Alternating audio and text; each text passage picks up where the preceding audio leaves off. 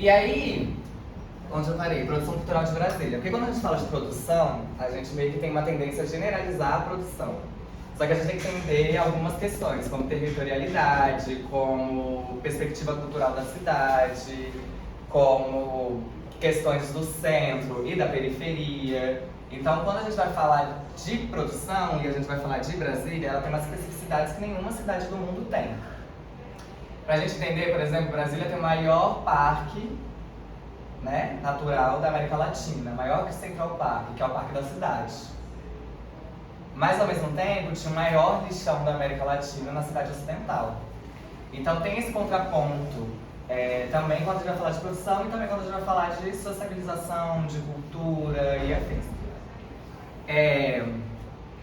Brasília tem 62 anos. Isso significa que ela é uma cidade muito nova, é uma cidade que ainda não tem um marco cultural de identidade. Então a gente não pode chegar e falar que Brasília tem uma identidade cultural porque só tem 62 anos. A gente está começando agora a ter a segunda geração de brasilienses, de pessoas que nasceram na cidade, vivem na cidade e não são candangos, né? Porque candangos... Desculpa, rapidinho. Você tá usando? Tá usando, tá usando. Não, então não tira o cabo, devolve só o que tá na sacola. Devolve o que dá pra devolver, o que não dá, me diz o que é que depois a gente devolve. Ele veio num saco que eu deixei em cima da mesa. A limpeza deve ter levado e jogado fora. Ah, era só um saco. É um tipo saco. Desculpa. É um saco. Tudo bem. Então, a gente está começando a sair um pouco dessa realidade de candangos, que são as pessoas que construíram Brasília, aquelas pessoas que vieram de outros estados, e começar a ter uma realidade de Brasília para Brasília, né? Lembrando que Brasília também é uma coisa que não é muito falada. Brasília, ela sofreu uma segunda colonização. Como assim, Ava? Quando Portugal chega no Brasil e coloniza, né, estupra o Brasil, rouba tudo do Brasil, quando vai se criar Brasília, que tira a capital do Rio de Janeiro e traz para cá, também vende-se um sonho de uma construção, vende-se um sonho de um paraíso, que na verdade tirou tudo que era daqui. Então a gente não tem registros históricos pra gente falar, antes de Brasília ser o que é, o que tinha. No arquivo o Cruz fez esse caminho e tirou foto e tem registrado. Sim, mas a gente não tem. Eu tô dizendo no sentido de ninguém ensina pra gente que tem. Você não estuda Brasília e as pessoas falam que tinha. Tipo as escolas públicas, no caso. No ensino. No ensino, quando as pessoas vão falar sobre a cidade, como que conseguiu Brasília, como construiu Brasília, não tinha nada. A galera veio aqui e criou uma cidade do zero. Exatamente. Foi isso que eu aprendi. Foi isso que eu aprendi. Foi isso que todo mundo Foi isso que aprendeu. eu aprendi. Que era vazio. Sério? Exato. Isso é importantíssimo para Brasília. Chegou antes de todas aquele que fez o caminho. Nunca soube. Então, quando a gente vai falar de produção da cidade, é mais ou menos o mesmo caminho, porque a gente entende, entre muitas aspas, que também nunca teve cultura em Brasília e que a gente que está fazendo. Se a gente pensar num amplo mesmo, quando Brasília fizer 100 anos, todo mundo que está fazendo arte e cultura na cidade vai estar participando dos primeiros artistas de 100 anos da cidade. Então a gente ainda está vivendo uma história muito nova. Hoje o São Paulo está fazendo 469 anos. Então já são 469 anos de caminhada. Salvador, imagine lá. Então quando eu vou falar de produção, principalmente aqui, eu sempre foco em entender em qual cidade, em qual local a gente está falando. Se a gente fala do centro, é um tipo de produção. Se a gente fala da periferia, é outro tipo de produção. Se a gente fala de comunicação dessas produções, então é uma diferença muito maior. Então é só pra gente começar a pensar que eu sempre vou estar indo e voltando do macro e do micro, tá? Eu falo muito rápido, gente. Aí qualquer coisa vocês falam assim, mulher, dá uma parada. Ok. Eu não gosto de falar professora, nem ministradora, eu falo de guiança, de a gente guiar os nossos caminhos em conjunto e a gente conseguir aprender juntos, vocês trocando e eu trocando com vocês. É que na época eu não tinha o meu nome, mas eu vou mudar, vai ser Ava Cher. E aí é isso, então toda essa questão que eu começo a falar sobre produção é pra gente ter uma ampliação sobre perspectivas, sobre olhares, lugares, possibilidades, movimentos e idealizações. Por quê? Quando a gente fala de produção, ela vem da palavra produzir. produzir é uma palavra de ação, de consequência. Então eu vou produzir algo. Quando a gente produz algo, a gente cria. Se a gente cria, a gente tem que pensar qual é a ideia do que a gente está criando, como que a gente movimenta o que a gente está criando, quais são as possibilidades dessa criação, quais os lugares que eu quero que essa criação circule, quais os olhares que eu quero ter em volta dessa criação e quais as perspectivas que eu posso criar ou posso absorver com essa criação. Então, para mim, uma opinião minha, e tem uns artigos já falando sobre isso, que separar produtor, produtora de criador ou de artista é um pouco complexo. Porque se a gente ajuda aos trabalhos das outras pessoas que estão criando artisticamente a circular, a criar novos lugares, a gente também está criando. A gente também está criando possibilidades para isso. Então por que os produtores também não são artistas? Então eu sempre coloco essas duas questões de sempre pensar que se você é produtor, você também, se quiser, se tiver essa vontade, você pode dizer que você é artista nesse sentido de oportunizar que a arte aconteça, porque você também tem que pensar em várias questões que os artistas também vão pensar. Aí eu sou um pouco... Não sei se... É que agora eu tô tendo um choque de realidade, tô aula no UNB, aí eu nunca sei. CDF é da época de vocês? Sim. O de ferro? Tá, eu sou um pouco CDF, então eu sempre procuro a etimologia, porque eu falei CDF no departamento, que tô dando aula pra galera de 20 e pouquinhos anos, eles não sabem o que é. Etimologia da palavra. Eu sempre procuro a etimologia da palavra para poder também entender de onde eu tô partindo. Então a produção se refere ao latim, que é, né, que enfim, é o torno da ideia de expansão. Não vou ler latim, porque ninguém fala latim, né? Pelo amor de Deus. Sufixo são, que é o operador linguístico de ação e efeito, que é o que eu acabei de falar. Então é uma ação e um efeito, que a gente está causando a partir da expansão, da ideia de expansão.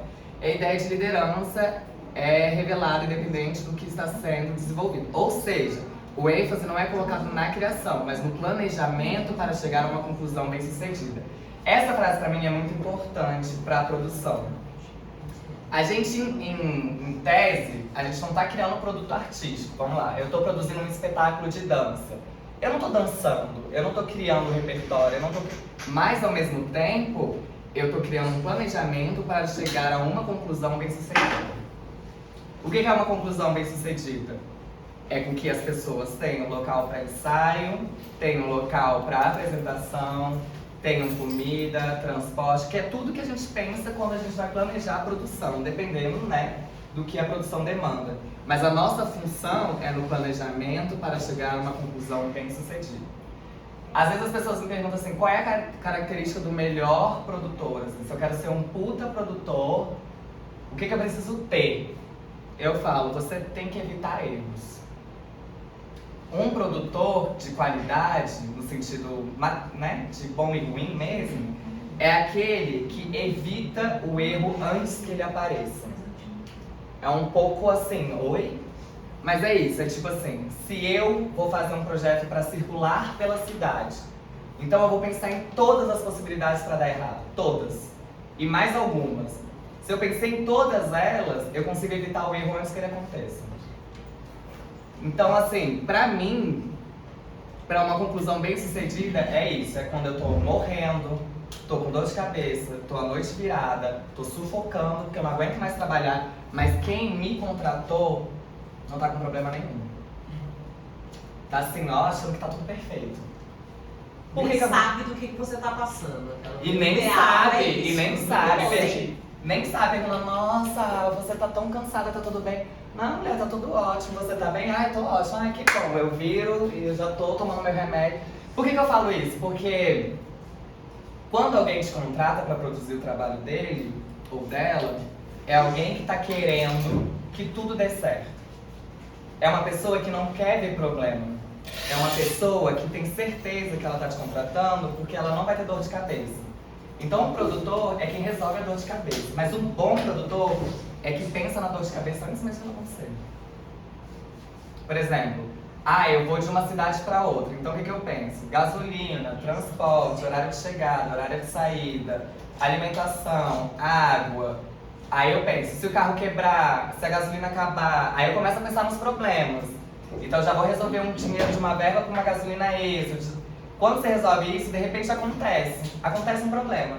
a gasolina acabou. Não, a gasolina vai chegar. Não, eu já comprei um galão de gasolina antes, só pra ter certeza. Tá aqui, vamos encher, tá tranquilo. Uma experiência que eu tive foi com a Gretchen.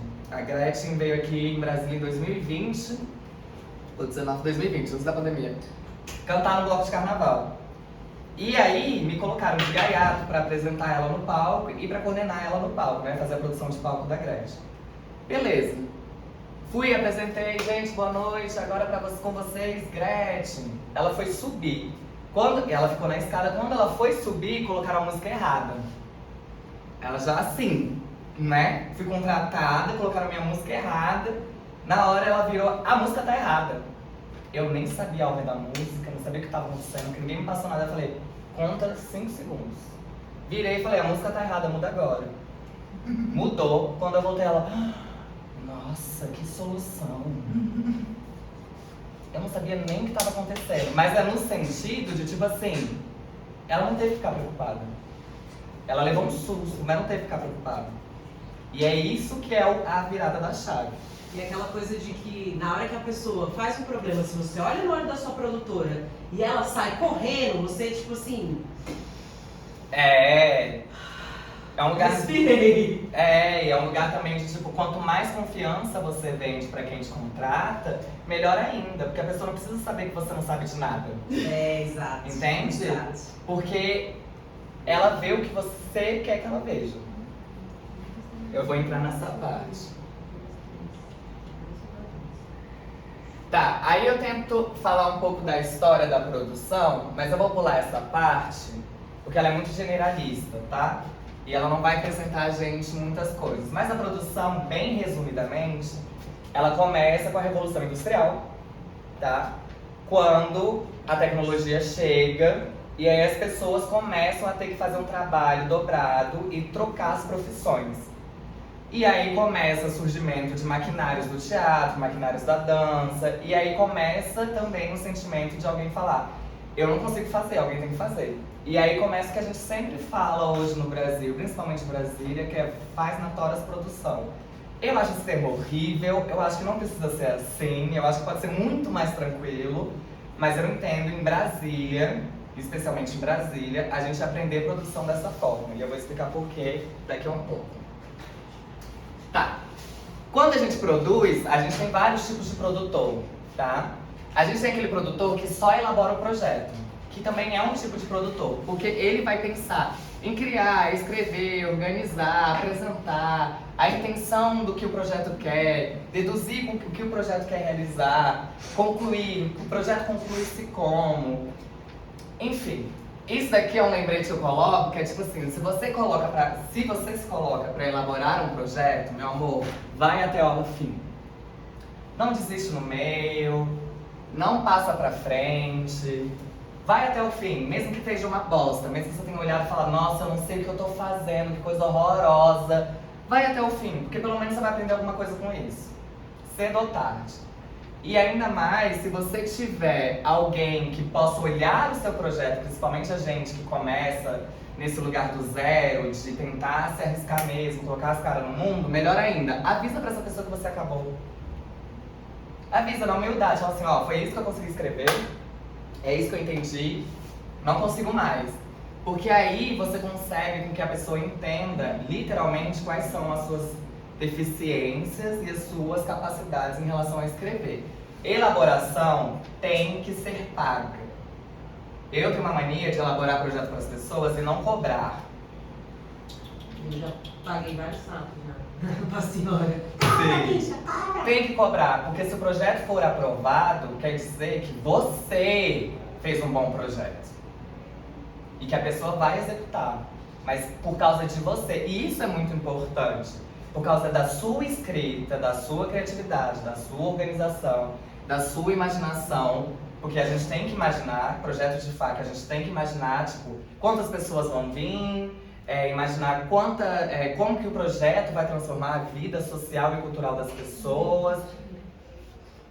Foi por causa de você, então cobre. Isso é um tipo de produtor. Oi, amor. E se você for viver disso, tipo, você cobra uma porcentagem do lucro caso o projeto seja aprovado? Você... Isso é muito relativo. Eu vou dizer como eu faço. Se eu sei que a pessoa é rica, eu cobro antes. Se eu sei que a pessoa não tem condição, é a primeira vez que ela tá fazendo, blá blá blá, eu cobro um preço fixo dependendo da realidade da pessoa. Entende? É porque eu, como uma pessoa trans, preta, eu não consigo ter um preço padrão pra todo mundo. Eu não vou, sei lá, cobrar 5 mil de uma pessoa de Ceilândia que tá aprendendo a primeira vez, e não vou cobrar também 5 mil de uma pessoa do Lago Norte. Entende? A proporção social é muito diferente. Então, pra mim, depende muito de quem é e depende muito do valor do projeto. Aí é assim que eu faço. Tem gente que eu cobro antes, e se não passar, eu falo, me desculpa, meu amor. A vida é assim. Se o projeto está pronto, Seu você projeto tá escreva, pronto. depois ele Manda pra outros editais. Manda pra outros editais, ou pega o projeto, leia, reformule do jeito que você quiser, e se passar, parabéns, você é perfeito, fez um 20% do que eu fiz. Tem gente que eu faço assim.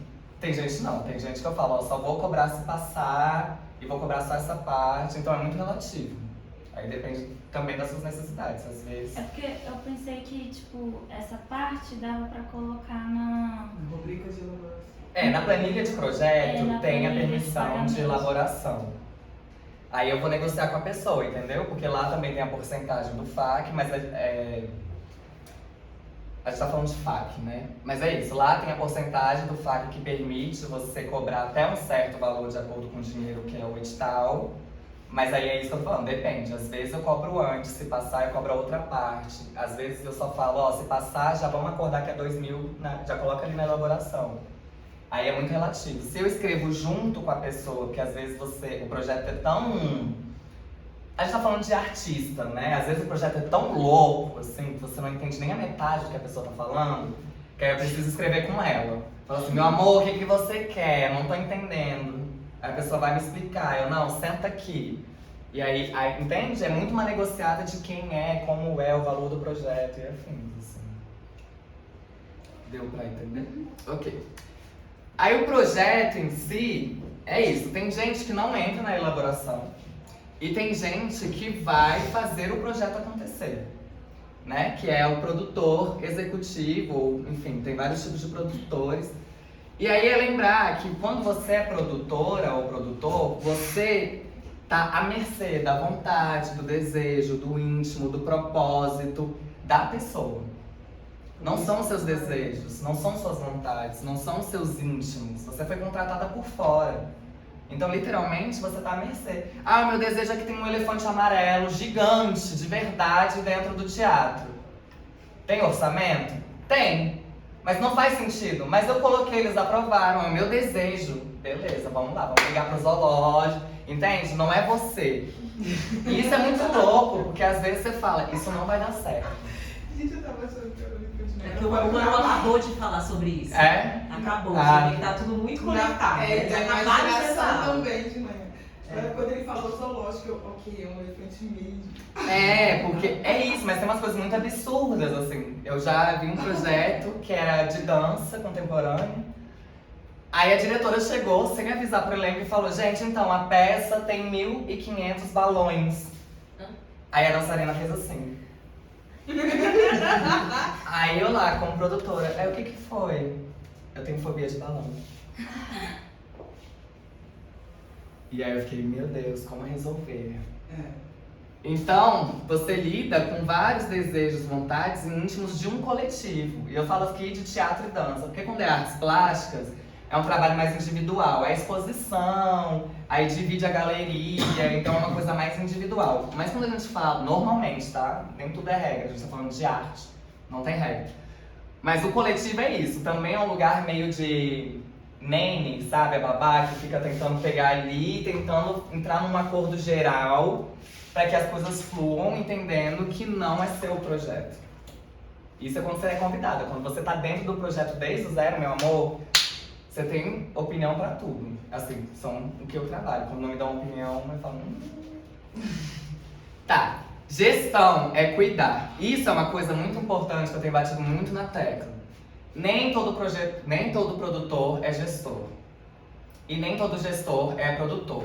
E dentro do produtor é empresário. Vamos dividir. Por quê? Gestão é sobre cuidar. E quando eu digo cuidar aqui, é sobre continuidade. O grande problema que a gente tem em Brasília, principalmente, isso é bem do Brasil, mas em Brasília, principalmente, a gente escreve um edital, a gente passa, a gente faz, a gente fica pobre de novo. E aí a gente entra nesse ciclo onde a gente fica extremamente dependente dos editais e dependente de um dinheiro que às vezes demora para chegar. Às vezes tem glosa, que eles cortam uma parte gigantérrima da verba. Enfim, juros de banco. O gestor, a gestora, é aquela pessoa que vai estar por fora, olhando o projeto e falando como a gente cuida desse projeto para que ele continue acontecendo em outras ramificações e ele tenha uma circulação financeira e artística para todos. Mas então você considera essa gestão...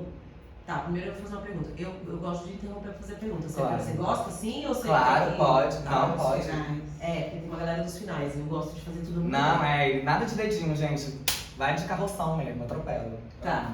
E aí, então você considera a gestão que ela passa de um projeto para o outro? É isso? Não exatamente um projeto de outro, mas é assim, por exemplo, se você me contrata para ser sua gestora deste projeto, deste festival, eu vou estar desde o início com você pensando em possibilidades para ele não morrer aqui. Para ele continuar tendo uma segunda edição, para ele continuar tendo uma expansão para a escola, expansão para fora da cidade, lives, onde a gente consiga garinhar fundos e você continue com esse projeto e ele continue te rendendo algo para além do FAC. Entendi. Entende? Então é tipo, por exemplo, Hugo Rodas é perfeito nisso, ele é um diretor de teatro, então a companhia dele fez uma peça. Todo edital eles passam, por quê? Saltimbancos, o musical, Saltimbancos para escola, Saltimbancos para presídio, Saltimbancos o filme. O projeto é o mesmo, é o musical dos Saltimbancos. Só que ele vai gestando o projeto para outros lugares, para que o projeto continue circulando e criando outra ramificação e ganhando outras possibilidades. Isso é uma forma, entendeu? Eu não sou gestora. E eu acho muito bom a gente pensar sobre isso, porque eu não consigo, nas minhas realidades, ajudar a cuidar de outras pessoas e outros projetos. Tem gente que sim, mas eu não. Eu tenho amigas que são produtoras gestoras, que elas conseguem pegar um projeto e fazer o projeto criar a raiz e ir pra onde for. Mas são poucas amigas, né? Pouquíssimas, 2. E não são de Brasília. Por quê? A gente tá falando de uma perspectiva territorial. Brasília é muito difícil. Tava no Rio agora, voltei ontem. Tava conversando com os produtores do Rio de Janeiro, eles falaram que Brasília tá com mais verba de edital que o próprio Rio. Nossa, tem rolado esse papo, né? E eles fizeram uma análise. Brasília não tem muito como, né? Exato. No Eles Rio fizeram você tem gringo, você passa um chapéu, tem gente, né? Exato. E aí eu falei, mas aí eu perguntei pra eles, vocês vivem de edital? Eles falaram, não. Pois é, a gente vive. E aí esse é o problema. Porque se a gente depende do edital e a gente não consegue outras maneiras, a gente não consegue gestar para sair do edital e criar outras opções. Uma coisa que eu estava pensando em relação a isso, que essa semana estourou muito em relação a isso, que a Cláudia Raia pediu 5 milhões. Sim. Quer fazer o quê? A Cláudia Raia. Ela vai fazer um novo musical. Musical. E como que isso acontece? Porque tem edital, tem não sei o quê. E como que a pessoa, um artista chega e fala assim, não, nesse caso, eu preciso de 5 milhões. É o que eu dei ontem, a lei de incentivo à cultura. É. Chega no Big Box e o Big Box vai olhar pra mim e vai falar quem é você. Cláudia Raia eu conheço. Ah, sim, agora eu entendi, faz todo Ela sentido. faz a captação. É a Lei Rouanet. É porque assim, existe duas diferenças. Isso é edital territorial. A Rouanet é nacional. E aí o que acontece com a Rouanet? É tipo assim, ó, eu tenho este projeto, eu tenho este nome. Me dá o seu dinheiro? Dou. Porque eu vou descontar. Então eu, como Big Box, eu tô te dando 1 milhão, eu vou descontar do meu imposto de renda 1 milhão. Porque eu tô investindo na cultura, isso é lei. Então, às vezes fala assim, Cláudia Raia consegue 5 milhões do governo pela lei. Pum, e não explica. Por isso que cria essa revolta. Mas o que ela tá... É isso que eu queria saber. Mas o que ela tá fazendo é certíssimo. Ela tá pegando um projeto que é do Brasil e falando, eu vou criar um novo musical, eu preciso dessa verba. Eu vou pedir pros empresários me darem essa verba e eles vão descontar no imposto de renda. Essa é a lei e ela tá na lei. A diferença é, A Cláudia Raia consegue porque ela tem nome. Se a gente tenta, a gente também consegue, mas não na proporção dela. E aí a Lei Rouanet, ela entra... Acaba sendo injusta porque uma pessoa que é um Exato. artista, que vamos supor, está iniciando, não sei o quê, ela pode ir atrás de empresário, como você mencionou. Ela tem nome. Mas isso é ir atrás de empresário. Só que você tem Uma lei. Você tem uma lei que ajuda o empresário a te pagar. Só que agora com o novo Ministério da Cultura, né? Isso vai mudar. Vai mudar. Eles vão separar, tipo assim, a gente não vai competir, porque atualmente a gente compete. Chega a ser injusto, mas pô, Compete não, a gente perde. É, A gente perde, nem você para de nem competir. Mas agora isso vai mudar. Agora com o Ministério da Cultura, eles vão começar a equilibrar. Então, Gente, uma vez eu fui licença, eu fui falar, é até importante vocês saberem disso, eu fui falar com a Brasada, né? Aham. Eles sabem que eu sou captadora, enfim. E aí ela foi falar, ela explicou a pessoa que me atendeu que não necessariamente a fama, não é porque é global, não é exatamente isso. É porque um autor global, um artista, né, que chegou no patamar de Cláudia Raia da vida, né? A chance de ele errar, a chance de erro é muito menor. E é isso que eles olham, sabe? Por exemplo, a Brasal, ela falou exatamente assim, eu quero encher o Wilson Nelson. Entendeu? Então, assim, não dá pra queimar meu filme. Então, não é exatamente se é famoso, se é global, é a experiência. mais ou menos. Porque o que eles contam a porcentagem de erro que o artista vai ter. Não, né? Mas não dá pra ter. Eu entendi o que E ela também, Não, mas eu também entendi. e também a questão de quanto de público que ele atrai. Sim.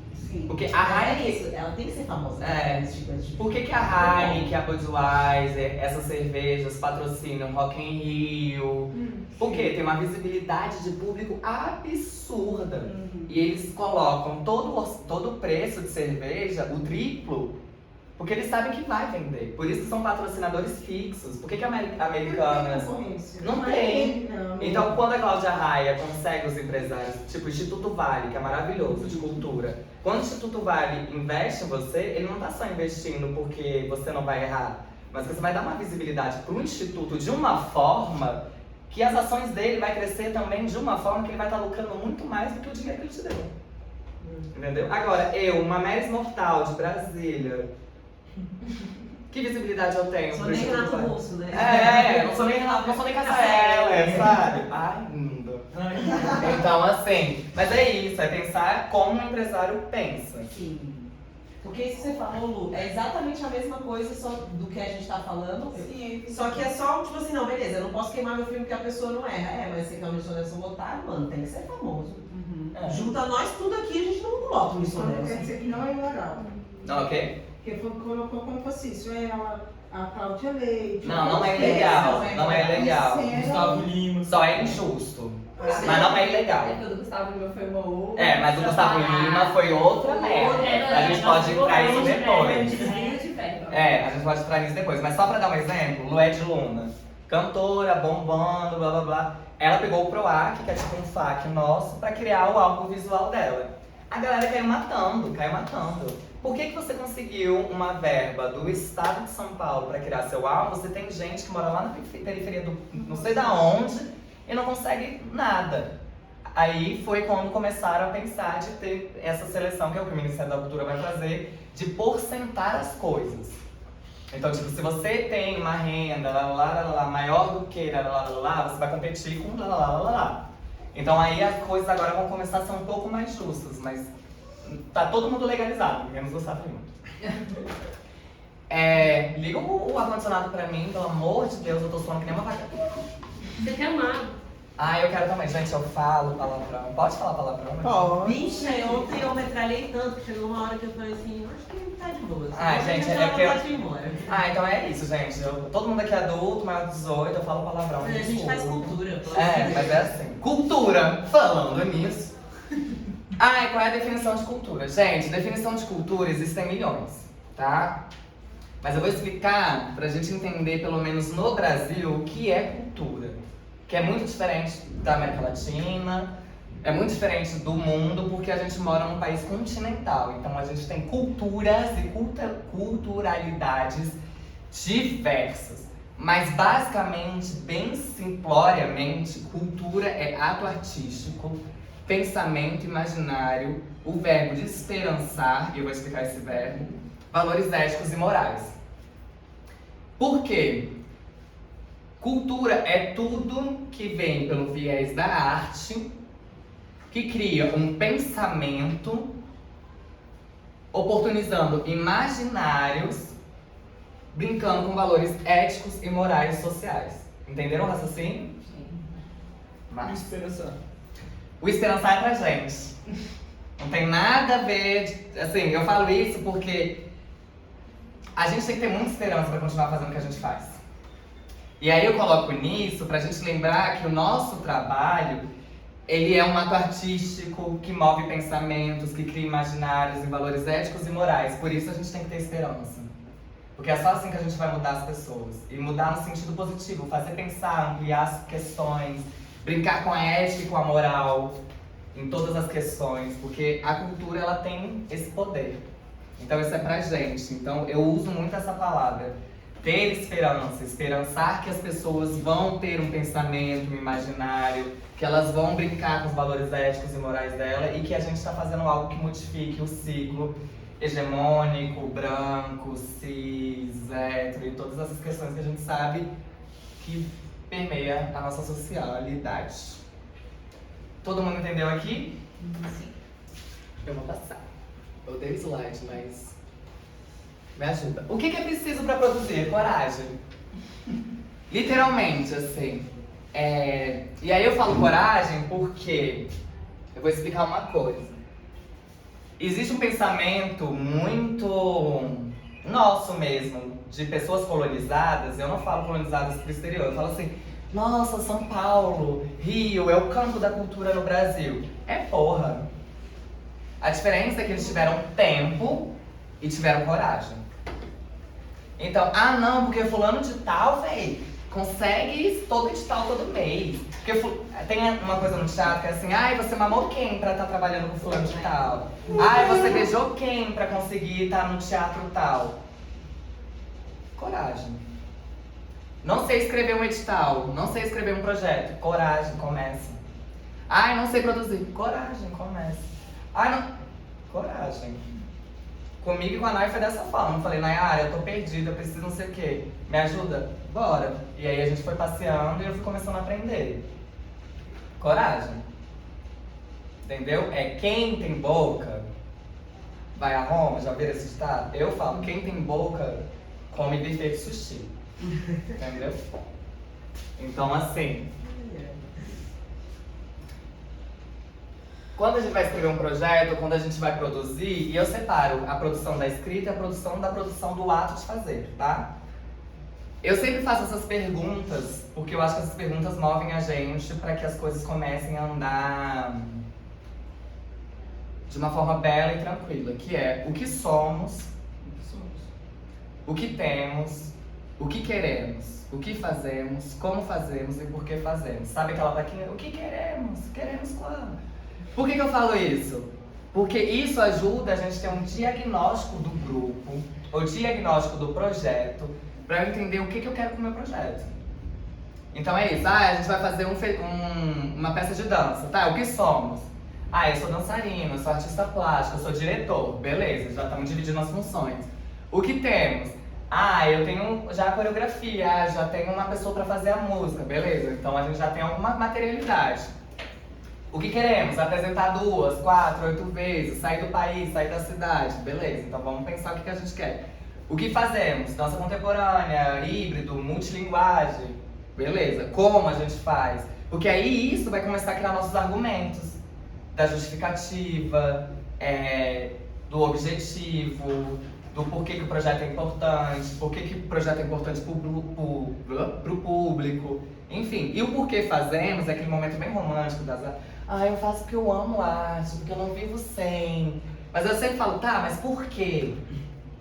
Vamos entender por que a gente faz isso. Porque aí isso também ajuda a gente a formalizar o grupo para começar a ter uma união, ter uma conversa sincera, ser uma coisa unida, uníssona. Então eu sempre uso essas perguntas como guia, tanto para escrever projeto, como também para fazer o projeto acontecer. Aí aqui é tipo o guia mesmo, né? O planejamento do projeto. O que você pretende fazer, realizar, produzir? Acontecimento. Eu coloco essa palavra Porque eu acredito que a arte, ela é um acontecimento de experiência mesmo, tá? Então eu sempre coloco assim, esse acontecimento, essa experiência, porque são coisas que ajudam. Aí aqui, aquelas perguntas básicas, o que, por quê, pra quê, como, onde, quando e quanto. Que aí responde quantas vezes você quer fazer, quantas vezes você quer realizar, produzir, quando, aonde. Então essas 5 perguntas, 6, né? Eu sou muito de matemática. Eu dei essa aula 8. ontem, eu faço 9. 8. Você faz 9, qual que é a outra? Pra quem mais... Ah, sim. Eu tenho umas extras que eu vou dar pra falar de público, né? Porque também a história da minha vida é fazer projeto lindo, maravilhoso, perfeito, sem ninguém.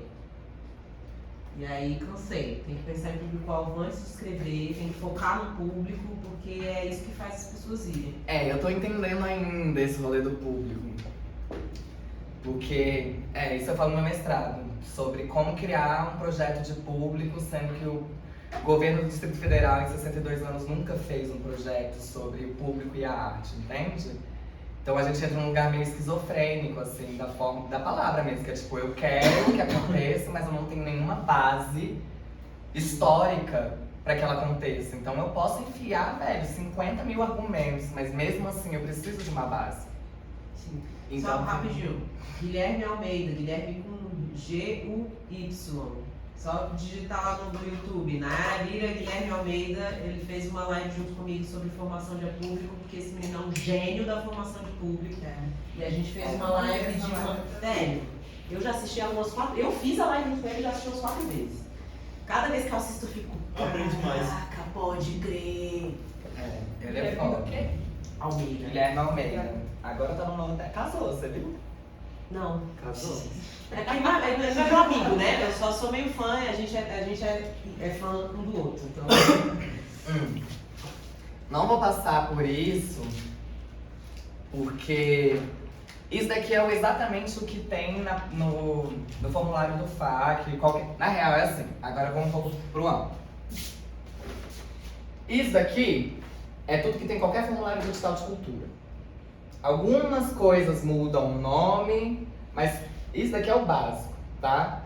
Mas por que eu não vou entrar nisso agora? Porque senão eu teria que dissecar cada um e a gente não tem tempo. Então eu prefiro que vocês olhem isso daqui. Se tiver alguma dúvida sobre algum, eu posso explicar mais diretamente. Senão a gente passa. Faz sentido pra vocês o que eu tô dizendo? Sim. Enquanto isso eu vou contar pra vocês.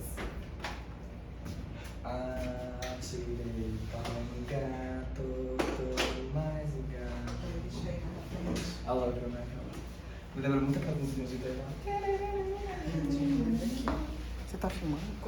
Não, Mas sabe, o dia que Beethoven virou a musiquinha do eu penso no brasileirinho. Eu amo também. Tanto se rock, Hã? Tom Zé. Qual? Música Tom Zé. Toca se rock. Sim. Nossa, às vezes meu cérebro faz isso, sabia? Às vezes eu tô escrevendo um projeto, aí eu paro assim, aí começo a tocar uma música aleatória na minha cabeça e fico... Aí eu volto. Eu tenho uma dúvida. Qual é a diferença do objeto do projeto para o justificativo do projeto? Essa é ótima. Vamos lá. O objeto do projeto é exatamente o que você vai fazer. Sim. Então é tipo, o meu objeto é uma peça de teatro. Agora eu entendi. A justificativa é por que esse objeto é importante, socialmente, culturalmente, eticamente, moralmente. Enfim, aqui é onde você argumenta por que eles têm que te dar dinheiro para você fazer isso daqui. Ok? São 50 projetos de CD, 50 projetos de teatro, 50 projetos de dança. Por que o seu é melhor do que os outros? É basicamente isso. Então é para você vender o seu projeto. E aí eu falo isso porque uma coisa que tem me ajudado muito a escrever projeto é pensar que nem o pior parecerista do mundo. Parecerista é aquela pessoa que vai ler o seu projeto e vai avaliar e dar a sua nota. Só que é uma pessoa que ela pode ter pego o seu projeto agora, acabou de começar a trabalhar, então tá assim, ó, leve, lindo, ó. Ou pode ser aquela pessoa que já leu 50 mil projetos, tá exausta, que é só bater o ponto, tomar a cerveja dele, beijar a mulher dele, vai ler assim, ó, cagando. Então, o que eu fico pensando, que me ajuda a escrever, é ser muito sucinta, direta e conseguir fazer com que a pessoa não encontre erros na minha escrita. E erros no sentido de tipo, tá incoerente o valor com não sei o quê. Então assim, dica, não escreva o projeto e faça planilha orçamentária no mesmo dia. Isso é uma dica. Não manda a planilha orçamentária depois de no mínimo 3 revisões. Porque planilha orçamentária, meu amor, quanto mais você fala, tá ótimo, tem alguma coisa acontecendo. Tem alguma coisa acontecendo. Então, são esses pontos que me ajudam, assim. Alguém tem mais alguma dúvida sobre alguma coisa? Valor total do projeto, eu imagino que seja uma das últimas coisas que a gente descobre. A gente primeiro deve ter a ideia, aí depois a gente deve pesquisar quanto que dá as coisas e depois vai saber o valor. A não ser que você vai escrever. Depende do edital. Porque o FAQ ele já te dá o valor total. Ele fala Primeira 60 coisa. mil, 80 mil, 100 mil, 200 mil. Aí Então, você tem que adequar. Você tem que ajustar a sua ideia ao valor que tem. Isso. Agora, por exemplo, o Vale não. O Instituto Vale, você tá assim, mas aí eles vão falar, cada pontuação de orçamento para entender por que você tá pedindo 150 mil. Mas o FAQ não, o FAQ ele já te dá, você tem isso, isso e isso. Aí você tem que reajustar o seu projeto ao valor, não pode sair 1 centavo a mais. E também não é ideal, assim, aprendi com uma amiga minha muito íntima, não é ideal deixar dinheiro sobrando. Se é 60 mil, se esforça pra fazer a planilha orçamentária com 60 mil. Se sobrar, devolve. E assim, se sobrar, porque às vezes você fala, vai devolver, mas é que você fala assim, vou escrever hoje. Aí dá problema no FAQ. Aí você recebe o dinheiro daqui a 2 anos. Aí a pesquisa que você fez de preço já subiu. Aí, entende? Então, sempre bom, se é 60 mil, escreve o projeto pra bater 60 mil. 80 mil? 80 mil. Se sobrar, às vezes dá pra redistribuir, dá pra pagar alguém a mais e afim. Ou às vezes, o nosso projeto o quê? Sobrou 200 reais. Mas é porque você quis fazer no primeiro dia? Aí... Mas então, mas aí sobrou, devolve, ou tenta redistribuir, entendeu? Mas... Você pode pedir um uso de rendimento. Pode pedir um uso de rendimento. Vou fazer mais uma sessão de fotografia. Ou vou pagar impulsionar aqui as redes sociais e quero gastar esses 200 reais. Pode falar assim, vamos fazer um lanche de... Não, pode falar, lanche pode, você pode falar, mas assim, porque depende, se for depois que terminou o seu projeto, você vai falar, bicho, eu já tô respondendo as suas perguntas. Não, mas pode responder. Eu acho que a gente tá junto, assim. É porque, é isso, se você quer usar a verba que sobrou, eu acho que você tem que ser esperto, entendeu? Exato. Você não pode simplesmente falar assim, vou fazer um lanche, um comes e bebes. É tipo assim, não, me devolve. Devolve o dinheiro que eu investi. Qual é a função desse comes e bebes? Se você tipo fosse, assim, não, tô no meio do espetáculo de teatro, vai sobrar 200 reais, então agora eu já peço pra poder botar um camarim pros meus atores. Agora não aconteceu o espetáculo ainda, agora já aconteceu o espetáculo, eu vou pedir 200 reais pra comer, pra beber. Às vezes é mais fácil você fazer uma negociata, assim, com um grupo. Sei lá, fala assim, gente, vou colocar o argumento de que eu vou pedir esse dinheiro pra pagar uma pessoa que acabou trabalhando mais. Você cria uma justificativa e na real o grupo sabe que todo mundo vai pegar esse dinheiro pra fazer outra coisa. Que é isso? Existe a comunicação interna do projeto, existe o que você vai falar pro FAQ, entendeu? É ser esperto, trabalhar com o governo, trabalhar com dinheiro distrital, federal, governamental, ONG, é ser esperto, é você saber o que você quer sem que eles saibam de tudo que tá acontecendo. É aquilo que você falou no começo, de você mostrar o que você quer que eles vejam. Exatamente. É mostrar. Olha. Mas é exatamente isso, é mostrar. Exatamente. Não acabou, não tem nem o que falar mais. Mais alguma dúvida daqui? Não? Aí tá, aí aqui eu vou dissecando objetos. Se vocês quiserem, eu posso passar esse slide pra vocês. É de minha autoria.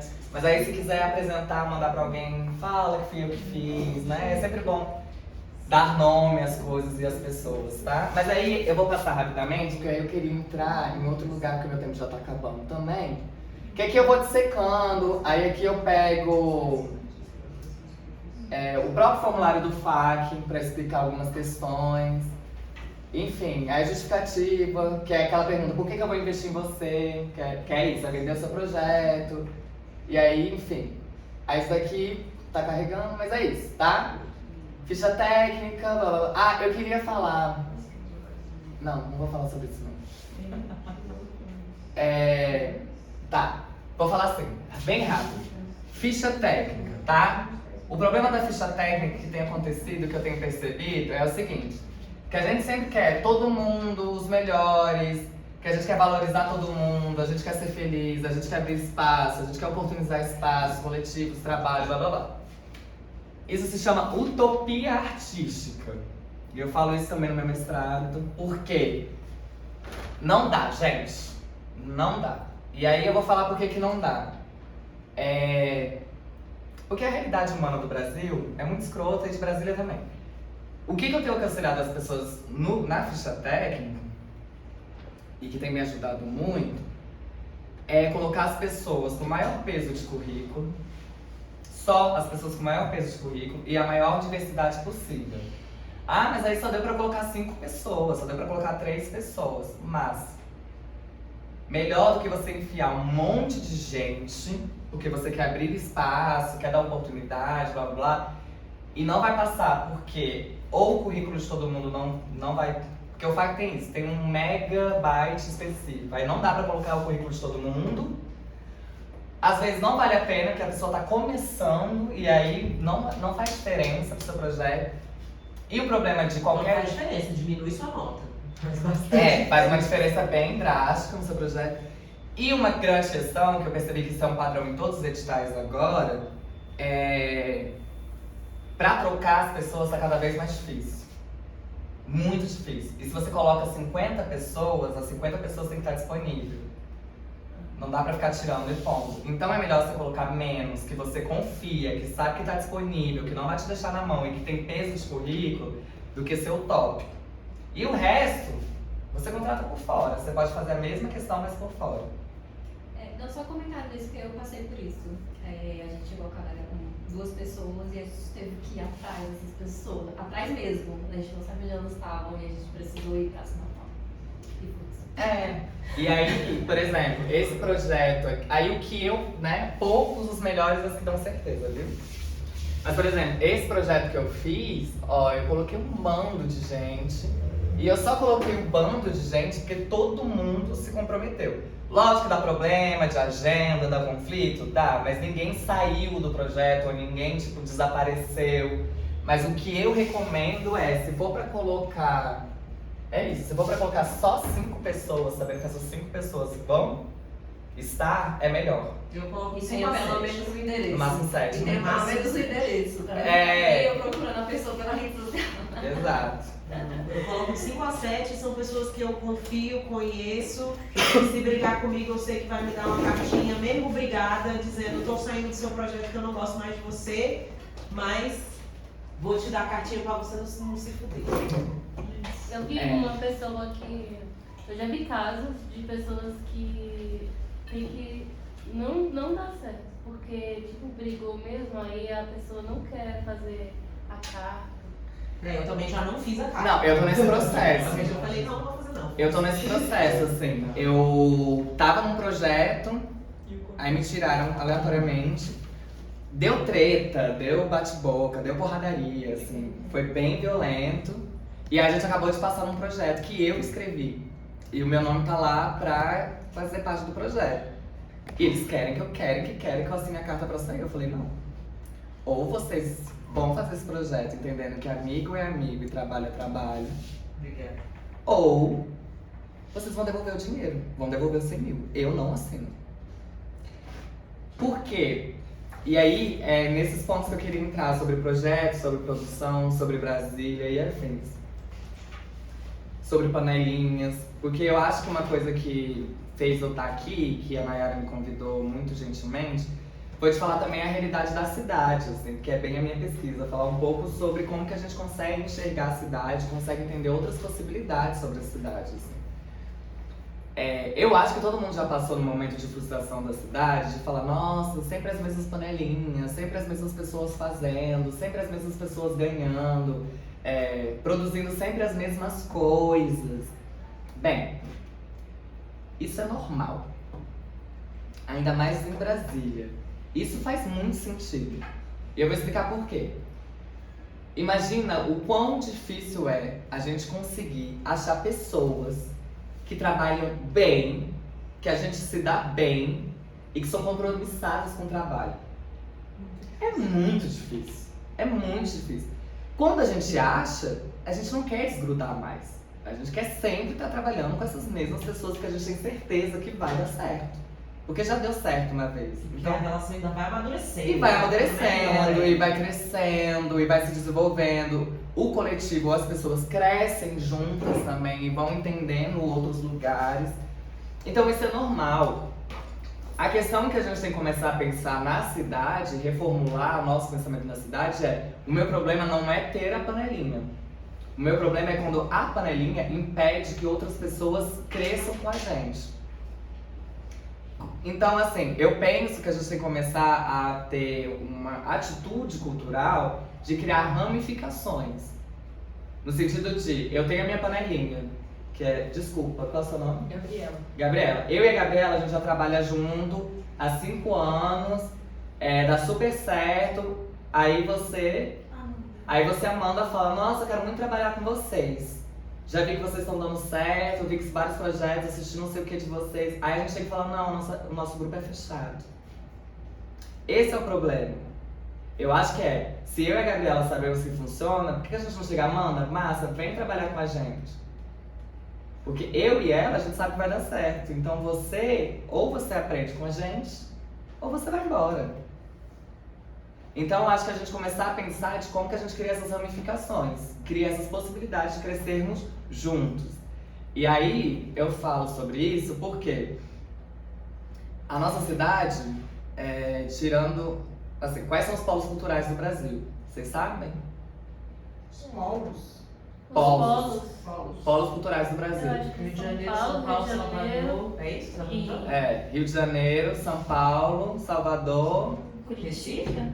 Acho que Quantos são? É que ela ajuda. São 5. São 5. Belém. Porto Alegre. Rio de Janeiro, São Paulo, Salvador. Temos 3, faltam 2. Espírito Santo. Pernambuco. Brasília. Brasília não é mesmo. BH.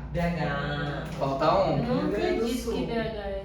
BH é um dos maiores polos Eu não culturais. sabia. Eu achei que A era ordem só- é- super. A ordem é São Paulo, é o polo cultural. Uhum. E aí eu vou explicar o que é polo pra gente entender o que a gente tá falando.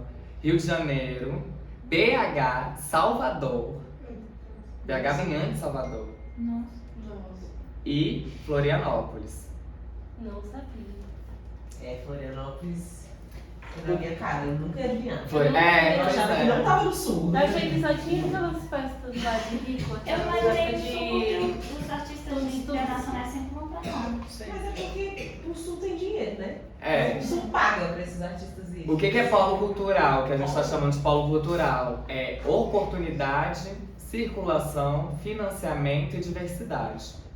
Aí o sul tem zero diversidade. Mas o resto tem. O resto. Dinheiro o Sul tem pra É. caramba. O maior festival de cinema é em Curitiba, por exemplo, de teatro também. Gramado.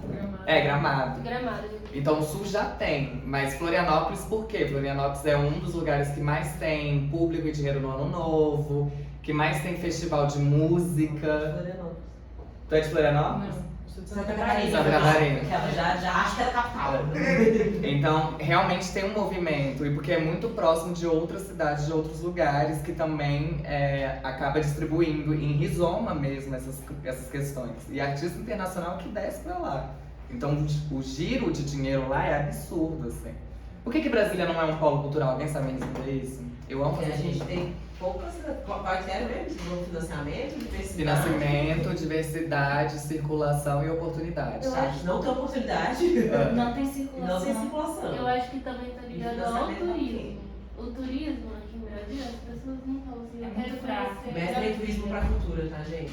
E aí, Florianópolis, as pessoas vão Rio, São Paulo, é um negócio, um destino internacional. Vão viajar e usufruindo o que a cultura oferece, né? Eu acho que também é um pouco da política. Que tipo, não Que ajuda. sentido? A gente tem vários pontos aqui em Brasília que é turístico, tipo único, a Ponte de Atacá, só tem aqui a Ponte de Atacá. E por que eles não fazem algo que vai trazer atenção pro pessoal pra aqui? Não, eu disse que ia levar pra onde já sempre foi. Salvador, aí como se fala. Nossa, você fala isso, eu fico pensando, porque todas as vezes que eu viajo, meu apelido vira Brasília. É impressionante. E aí o povo fala, e aí, você conhece o Lula? E aí, você conhece não sei o quê? Né? Então as pessoas, tipo assim, Brasília não é visto como um ponto turístico de jeito nenhum. Sim. É uma capital política e a gente que tá aqui que vai se fuder. E quem vem pra cá, até com funcionalismo público também, muita gente vem como funcionário público, não tem interesse em transformar a Terceira Ponte, por exemplo, num polo de cultura. A Terceira Ponte é um lugar burguês pra caralho, caro, tudo que você vai lá é tipo um rim que você deixa pra comer um trocinho ali numa barraquinha. E aí, não, mas aí vai encher de preto e de pobre, você não vai fazer isso aqui. Transformar no polo cultural. Esse é o problema deles. Que quando, por por exemplo, eu exemplo, viajava, ia para muitos lugares, o pessoal falava, vai sair do Brasil, eu assim, eu vou visitar lá. Eu falava, não, o que você vai fazer em Brasília, ué? Não tem nada pra você fazer lá. Como assim, você não gosta de Brasília, ué? Não tem nada pra você fazer em Brasília. Eu tinha essa visão assim de falar pra pessoa, ué. Quem nunca falou isso pra alguém? Quem nunca é brasileiro? Eu sou doido pra visitar em Brasília, por quê? Tipo, não faz sentido. Vai pra Chapada, já falei várias vezes, vai pra Brasília, não vai pra Peri, vai pra Chapada. Eu acho que também é outra coisa, lei do silêncio, e Mata. também a... E transporte, né, gente? Eu ia falar. Lei de silêncio e transporte. O transporte público em... Mas eu vou te dizer, Eu Brasília não tá bebi tão uma ruim cerveja assim. com um amigo meu aqui na quinta-feira e eu me arrependi, porque eu depois na hora de voltar pra casa, você quer chorar mesmo. Eu falei, mas a gente tem que voltar pra casa. Sabia que Ainda mais pra quem é da periferia. Mas olha que loucura, a gente fala que o transporte brasileiro é ruim, eu tava no Rio agora, o metrô do Rio é pior do que o de Brasília. Não, o metrô daqui é ótimo, é limpinho. É limpo e o metrô do Rio só tem, literalmente, ele só tem uma linha, que nem o daqui de Brasília, só que a cidade do Rio é 1000 vezes maior do que a de Brasília. Então, assim, transporte, sim, lógico que interfere, mas não é tão discrepante assim. Então, porque o Rori já fez o metrô para ir para a cidade que ele construiu. Né? Exato. O metrô foi construído para ligar a Samambaia ao Distrito Federal, mas aí, pô, ali pertinho tem a Ceilândia, faz um ramo pra lá, porque tem gente pra caralho na Mas Ceilândia. tem no metrô, duas estações lá na cidade. Não, esse não é É. Eu esqueci o que eu ia falar. Tá, ó, quando você lembrar, me interrompe e fala. Por que Brasília não é um polo cultural? Porque ela não teve um planejamento, um investimento cultural desde a sua construção. É basicamente isso, é o poder político. Brasília foi construída para ser um centro político, nunca foi construída para ser um centro cultural. São Paulo também, Rio também, mais ou menos. Por quê? Se a gente for pensar historicamente, as outras cidades, Rio, Salvador, São Paulo, BH, tem o lugar político, que nem sempre está no centro. Às vezes tem uma coisa, uma prefeitura no centro, uma coisa assim. Mas o que faz a cidade ter uma alavanca cultural é o investimento cultural. Exemplo, São Paulo. Aonde você vai em São Paulo tem um teatro. Onde tem um teatro, tem um bar de pé sujo. E um restaurante de esquina 24 horas. Acabou. Você mora lá se você quiser. Tem umas padarias de madrugada. Você assiste a peça, vai beber uma cervejinha, vai comer pra te dar ressaca, volta pra assistir outra peça e fica nesse ciclo constante. Aqui também é muito caro. Eu lembro que uma vez conversando com o Miguel Papel e a Cláudia Mendes, eles falaram que não trazia a peça deles do Rio pra cá, porque era um absurdo, eu não quero outro teatro aqui. Aí ele falou, o preço que eu for pedir de ingresso, eles vão querer ir pra cá. Porque é muito caro pra Síria em relação à peça de teatro. E lá no Rio, todo shopping tem um teatro. Mas é isso. Quando eu fui no Rio de Janeiro, eu vi uma peça por R$10 lá. Que aqui, a exata mesma peça, com os mesmos atores, foi 400. Mas é porque existe uma diferença. A galera vem pra cá, O Miguel Falabella falou disso numa entrevista, ele fala, eu vou pra Brasília quando eu preciso levar, eu levo uma peça ruim pra Brasília, não foi assim que ele falou, mas foi. Eu levo uma peça ruim pra Brasília, com tipo, figurino pequeno, cenário bosta, poucos atores, sabe? Eu levo uma peça simples pra Brasília pra poder levantar, cobro R$400, pra poder levantar dinheiro pra construir um espetáculo bom e ficar no Rio. Por quê? Nossa, Mas o nome disso se chama mercado e procura.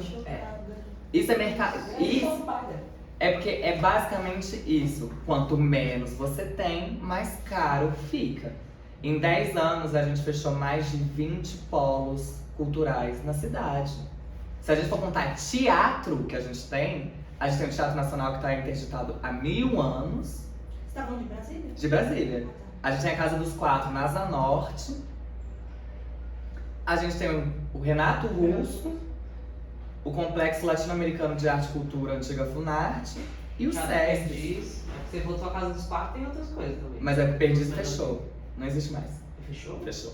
Aí isso conta, tipo, os teatros pequenos, tipo Mapati, essas Mapati, se a gente for contabilizar, sim. Mas aí eu quis agora, nesse pensamento, a gente fazer uma média. Tanto teatro de bolso pequeno, quanto teatro maior. Por que eu tô falando isso? Quanto menos teatro a gente tem, menos eles se sustentam, porque mais caro fica. Quanto mais caro fica, menos tem como pagar. Então quem sustenta o teatro hoje é quem vem de fora. Só que quem vem de fora também não tá sustentando. Os melhores do mundo. Eu conversando com os meninos dos melhores do mundo, eles tinham uma ideologia que era 1 mês fora da cidade, 2 meses dentro da cidade. Pra o quê? Fazer a circulação do teatro de Brasília fazer acontecer. Eles falaram, não tem como. A gente tem que fazer 4 ou 5 meses fora de Brasília para 1 mês em Brasília. Por quê? Não tem política de plateia, não tem política de mercado, porque os teatros não tem um barzinho do lado. O teatro tem um lugar muito higienista de Brasília que não pode ficar vendendo pipoca, não pode vender cachorro quente, não pode fazer barulho. Às vezes nem chega de ônibus. Os teatros que o Melhores do Mundo usa, que é da Unip lá de Águas Claras, porra, fica em Águas Claras, não fica perto do metrô, não fica perto do lugar de ônibus, você tem que ir de carro. E o ingresso é elevado. Exato. Se a gente parar pra pensar, esse sábado vai ter o jogo do Flamengo e Palmeiras. É um Aqui? absurdo o preço. É assim, é surreal você pagar. Mas aqui em Brasília? Um dos lugares mais Gente, baratos. Inclusive, eles tipo, cancelaram você o pagar evento 400 aí, reais. Não, Milton Nascimento, gente. O show do Milton Nascimento. Foi aqui. cancelado por causa do Flamengo e Palmeiras? Não, né? Não, ele Não, foi é absurdo de caro. O show do Milton Nascimento foi absurdo de caro. Skank, gente, na boa, que foi o último show deles, mas R$250. É muito, se a gente parar pra pensar, é muito dinheiro pra um show. R$250 foi o que eu paguei pra assistir Pearl Jam em É verdade, 250 meia, tá, gente? A meia? A meia. Pô, eu tava achando isso nada, 250 mas eu pensei que era inteira. 125 dava pra pagar. Mas aí por que eu tô levantando essas questões? Porque o lado positivo da cidade, que é bem diferente das outras cidades, tirando Salvador, mas Salvador é uma terra sem lei. Eu falo isso culturalmente mesmo, porque Salvador tudo acontece ao mesmo tempo e foda-se quem achar ruim, assim. Mas Brasília tem uma coisa que não tem em outras cidades, que se chama espaço. E eu digo espaço arquitetônico. Se você quiser ensaiar embaixo do prédio, tem um Pelotis. Se você quiser ir ali no museu, tem um espaço gigante. Se você quiser, tem espaço para fazer acontecer. Não tem espaço com qualidade. No sentido que é um equipamento de luz, um teatro, lá. Por que eu falo isso? Porque como produtores, eu acho que a gente tem que começar a pensar em alternativas e meios possíveis para fazer acontecer. Isso até como justificativa de projeto. Eu tô trazendo um coreógrafo brasileiro, mas reside na Alemanha, que eu tava no Rio trabalhando com ele. E a gente quer fazer o projeto dele aqui em Brasília, que é uma performance chamada Barricada. Vocês, rapidinho, quando vocês falam em Brasília, vocês ficam focando, dublando? Não, eu falo Brasília em todos os sentidos. Deve ir em todo, Não, né? assim, mas é porque dá de se pensar que é só aqui, sabe? Não. Só na capital. Só Não. na capital e tal. Eu nem falo assim, porque aí, sinceramente, isso é uma opinião muito particular. Assim. Eu nem gosto de trabalhar com o piloto, né? Não gosto muito da arte que é produzida aqui, não gosto muito das relações sociais. Tipo, por exemplo, eu falei isso por causa dos exemplos que você deu, tipo, no museu, ali, não sei o que. Eu falo assim, porque também eu trabalho aqui no plano, então são lugares de imaginário que eu tenho. Mas, por exemplo, Jovem de Expressão, que é super possível conversar com a galera e fazer um jam, fazer Casa do Canto, entendeu? É porque as minhas referências, por eu estar sempre na UNB, sempre aqui, são essas. Mas pro bem ou pro mal, é também uma verdade, né? É uma verdade que a arte do DF tira aqui dentro, no plano. Acontece.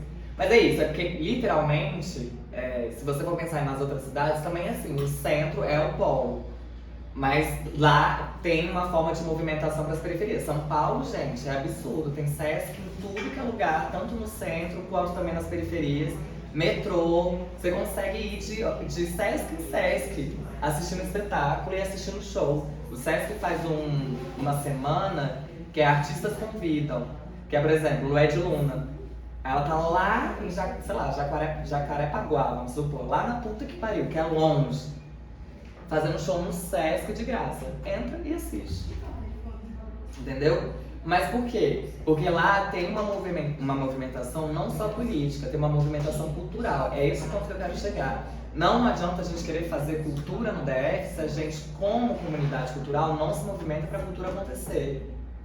É uma coisa que eu vejo muito do Sesc é que, tipo, ele só tem pras bandas de lá, tipo, Ceilândia, Tabatinga, não tem, sei lá, Planaltina, Sobradinho, Não tem. Paranoá. E poderia ter. São Lá do Sebastião. leste ali. Lá do leste, tipo de Brasília, que foi dividido, né? O sul lá seria tipo Tabatinga, Ceilândia e tal. Que aí fizeram tudo ficar mais fácil, colocaram o metrô. Lá pra onde a gente mora, Gama, Santa Maria. tipo descendo aqui, ó, tipo Lago Norte. Não tem nem uma galeria, nem um teatro, nem nada. A cultura de lá é tipo Mas pipa, baile a gente funk, literalmente biroca. mora em distintos diferentes, né? Tipo, vocês moram aqui, eu moro lá do outro lado, eu moro em Águas Vigias. É tipo, literalmente isso, lá não tem nada. Então, mas aí. Cultura, nada. Mas aí é isso que eu fico atiçando as pessoas quando eu dou aula, de tipo assim, vocês conhecem a comunidade que vocês moram? Vocês conhecem os artistas que estão lá? Vocês se conhecem, vocês se juntam com uma comunidade para exigir essas coisas? Entendeu? Porque politicamente, vamos ser bem sinceros, a gente acabou de terminar o mandato do governo Bolsonaro. Não tem mais como mentir e dizer que a galera se importa com cultura, se importa com educação. A galera não quer. Por que a galera não quer? Porque é mais fácil de manipular. Olha a merda que aconteceu agora nos 3 poderes. Manipulação mental total. Por quê? Se eu não te dou conhecimento, se eu não te dou cultura pra questionar a vida, você vai seguir o que eu falo como uma verdade absoluta. Esse é um plano de governo. E esse é um plano de governo tanto no, já chegou a falar, tanto no macro como no micro. Então, se se todo mundo aqui entende que tem algo errado, não tem investimento na cultura na cidade onde eu moro, como eu posso resolver? Bora reunir a comunidade, velho. Reúne, sacou? Tipo assim, tu é artista de não sei o que, tu é artista de não sei o que, tu é artista de não sei o que. Bora pegar uma quadra poliesportiva, vamos fazer tipo um sábado de evento e mostrar pra cidade que pode ter cultura, fazer a galera movimentar pra conseguir falar com o prefeito, pra conseguir falar com o governador, lá e exigir que construa um polo cultural. Isso aí, porque tipo assim, eu não entendo nada de produção cultural, eu vim aqui sem saber nada, absolutamente nada.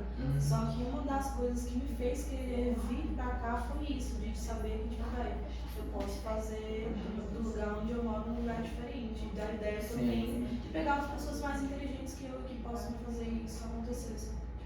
Mas eu acho que esse é o propósito, assim, porque se a gente começa a pensar nesses lugares de tipo, que é o que eu falo, a gente tem uma cabeça muito colonizada. Ai, lá dá. Só que aí quando você entra no meio da merda, e eu falo isso metaforicamente e concretamente, você fala assim, você entra no meio do lugar, você fala, nossa, vocês têm isso, vocês têm uma pista de skate, vocês têm uma pista não sei o que, nossa, que governo maravilhoso. Chega uma senhorinha de bengala, isso aconteceu comigo no Rio agora, Santa Teresa.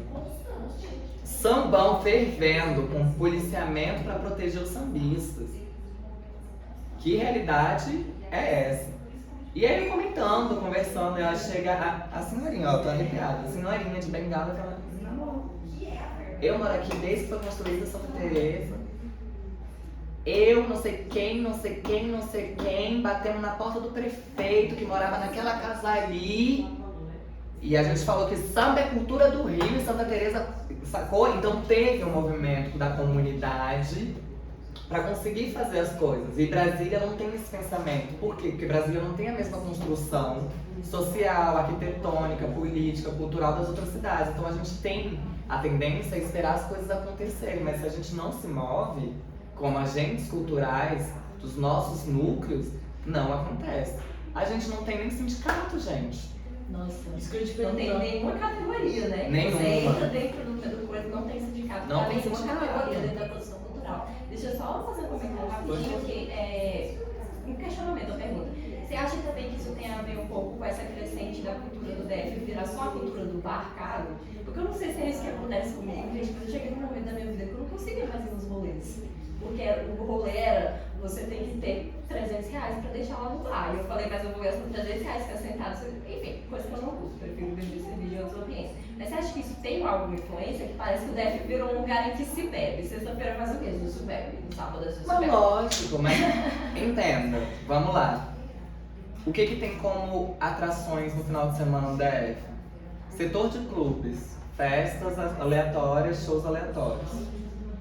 Ginásio, aquela palhaçada daquele espaço gourmet do ginásio, né? Não vamos nem falar sobre isso, essa palhaçada que eu fiquei assim, gente, como assim? Eu vi de longe pela primeira vez de ônibus essa semana passada, à noite, uma luz bonita. É tipo o resquício da gentrificação, né? Exato. Então o que acontece? Acontece que o que sobra pra gente é em bar. Só que em que bares que a gente vai? Entendeu? Porque é isso. Por exemplo, eu comecei a perceber com os meus amigos que toda vez que a gente saía de uma peça, a gente ia pro Vale da Lua. Amo o Vale da Lua, amo mesmo. Sou amiga dos garçons. É aqui no plano, é um bar universitário. É o único em que eles te tratam bem. É, que eles tratam bem e eles me conhecem desde que eu entrei na UNB. Essa é a realidade da UNB que eu tô falando, né? Então eu me sinto em casa, basicamente. Beleza. Só que eu deixava um dinheiro que quando eu estava trabalhando como diretora, não pagava nem o que eu ganhei no teatro. Aí eu comecei a perceber que a gente tem uma tendência a associar as duas coisas, mas se a gente fica nesse núcleo plano piloto, a gente percebe que quem não é plano piloto, ou quem não tem a verba e realidade social plano piloto, Sim, entendeu? é o meu caso. Tipo, quando eu comecei a trabalhar aqui no banco, quando eu era empregada na CLT, eu comecei a conhecer pessoas que moram aqui no plano, né? Na verdade, eu tinha um preconceito pra caralho com pessoas que moravam no plano. Preconceito mesmo, porque eles sabiam de ninguém. E aí eu descobri que tem pessoas massas e tudo mais.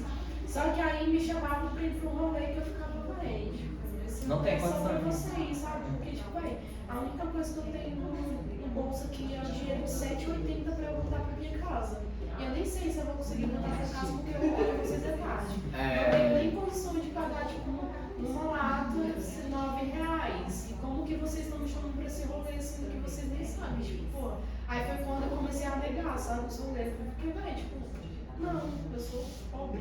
Então, mas é isso que aí é a tecla que eu continuo batendo, é tipo assim, que é o que eu falo pros meus amigos, gente, eu moro no Guará, que não é, né, não é periferia, assim, porque eu falei que eu era periferia, porque Guará não é periferia. Mas não é, eu entendo. Mas é no sentido de tipo assim, pra eu ir pra Asa Norte, voltar, depois da meia-noite, blá blá blá, R$40 de Uber, não rola. Falei, gente, eu não tenho essa grana, ou vocês vêm beber pra cá, ou a gente não se vê. E isso é a mesma coisa com cultura. Gente, eu não consigo fazer cultura no plano piloto. Então eu vou fazer aqui e vou fazer alguma forma, que aí a gente tem milhões de formas de se discutir, de vocês chegarem pra cá.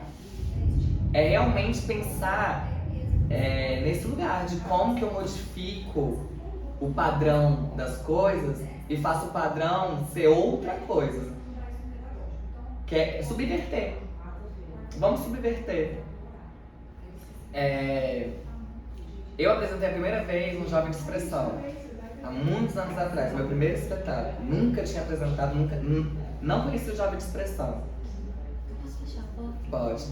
Foi uma experiência absurda pra mim, porque foi uma outra realidade, um outro entendimento de arte. A gente deixou a porta do galpão aberta para as pessoas entrarem e saírem. As crianças pareciam enlouquecidas, assim. E aí eu falei, cara, por que a gente, falo de mim, do meu grupo, porque meu grupo, enfim, tem gente de todos os lugares da cidade. Mas por que a gente ainda, mesmo entendendo as problemáticas, entendendo as questões sociais, culturais, por que a gente ainda insiste em fincar os nossos pés culturais no plano piloto? Se a gente consegue ampliar essa visão e consegue ir para outros lugares, tipo assim, eu acho que é um lugar que a gente chama de modus operandi, né? Que a gente fica tão Porque é isso, as cidades da periferia são cidades dormitório, né? A galera sai da periferia, vai servir a galera Sim, e volta pra no plano piloto e volta pra dormir, assim.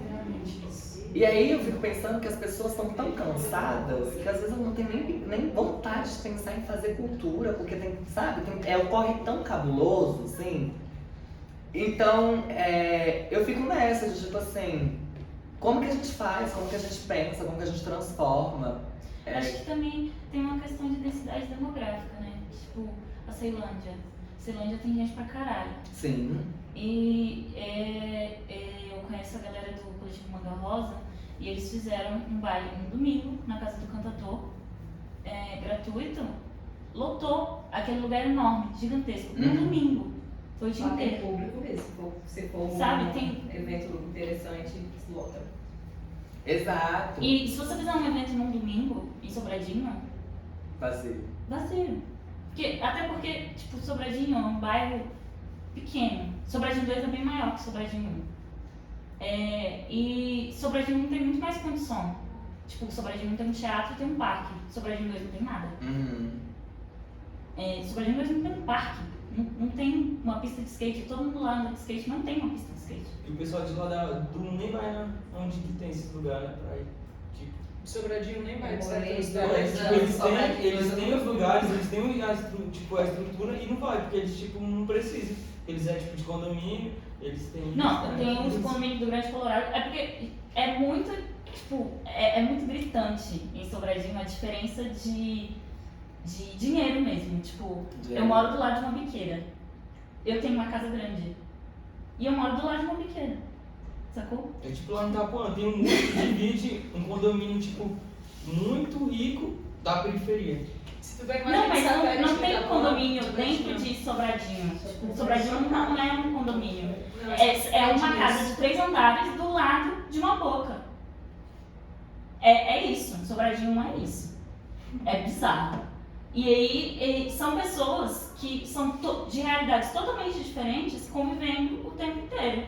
E aí o que tem em Sobradinho 1? Tem uma praça na quadra 8, tem uma praça na quadra 3. E a praça da quadra 3, ela tá abandonada. A gente já tentou revitalizar ela quando eu trabalhava no Instituto Fora do Rock, tipo, várias vezes. Já tem o ginásio também. Lá tem um ginásio que tem várias coisas sociais, atividades gratuitas e tal. Mas são coisas que, tipo, seriam muito aproveitadas em Sobradinho 2. Que tem uma população que tem, sei lá tem uma. Qual é o nome? Aquela quadra de. Olha esportiva.